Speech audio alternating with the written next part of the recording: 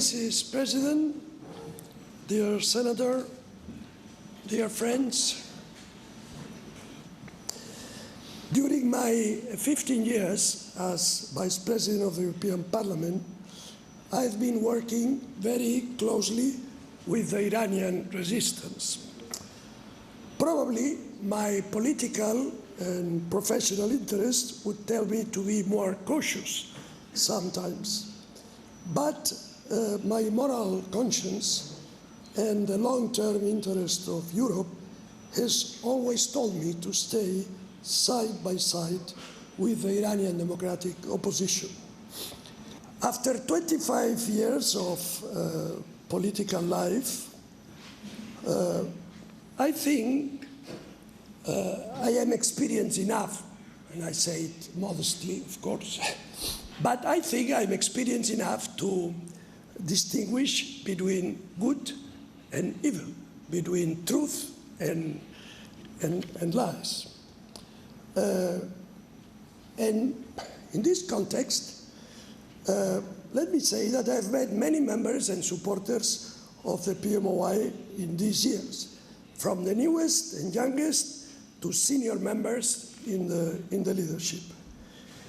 And I am absolutely convinced that they are sincere, they are frank, they are committed, they have the most extraordinary high morals I have ever seen in a political group, and most importantly, and this is something that really impresses me, they do not want anything for themselves.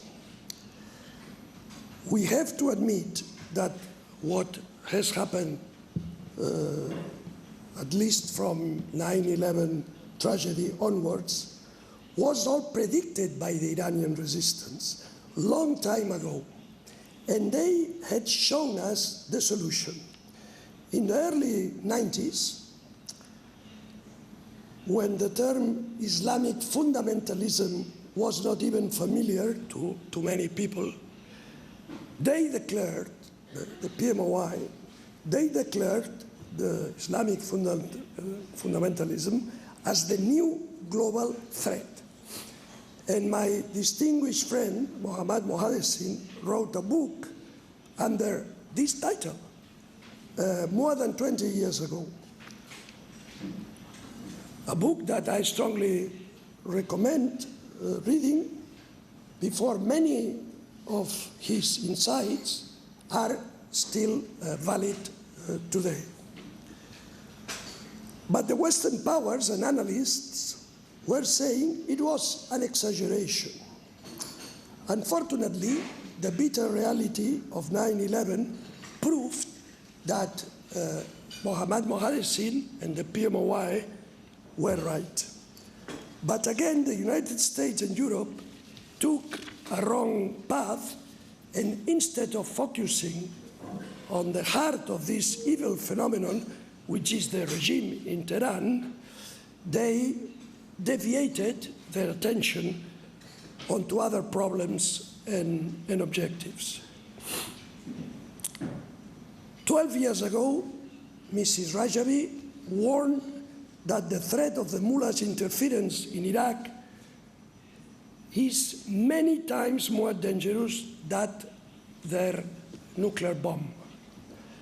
But there was no one to listen.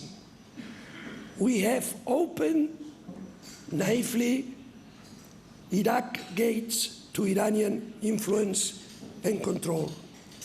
Despite many warnings by the PMOI, we close our eyes on the hidden invasion of Iraq by the Iranian regime. This brought the regime hundreds of kilometers closer to Israel and the Mediterranean, and increased its influence in Lebanon and in Syria. Had we cut the regime's hands in Iraq at the time, we wouldn't have Daesh today, nor would we have Assad or Hezbollah in Syria. Very recently, hundreds of thousands of Iranians have crossed the Iraqi borders in a large operation of invasion organized by the Quds Force and led by General Soleimani. In spite of all that, we see High Representative Federica Mogherini or Secretary John Kerry or many ministers of Western governments rush to Tehran to appear in photographs, shaking hands and smiling to the Iranian authorities. Because in Europe we have the same problem. Governments, Senator, do not listen. The PMOI has a large support in parliamentarians, for instance, and also in local authorities as well.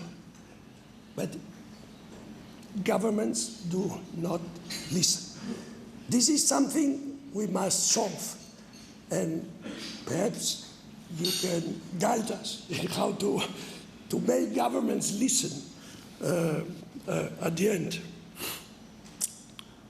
Today, we must put an end to this wrong policy.